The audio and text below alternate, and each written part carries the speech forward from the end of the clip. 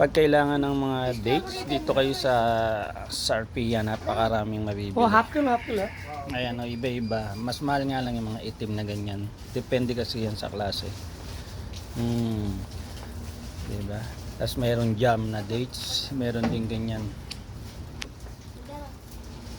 Dami ditong chocolate na per kilo. Saka yung mga tawag dyan, yung mga panangkap na, di ba yan yung star anise ba? Ito yung parang pako.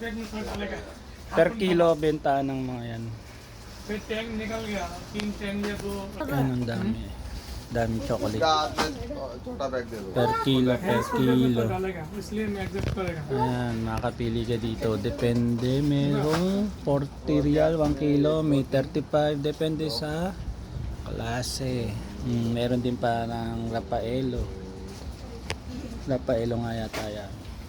Tapos meron din ditong mga, ang tawag yan, mga buto-buto na ganyan. Pistachio, kasoy. Yung kasoy dito may spicy, may regular, merong iba-ibang pagkakaluto.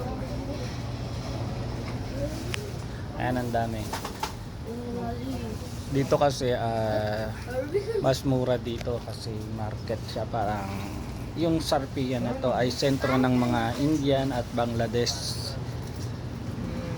Mostly mga Indian, Bangladesh ang namimili dito sa lugar na to. Sarpia. Ang daming chocolate, mga idol, mga cubs.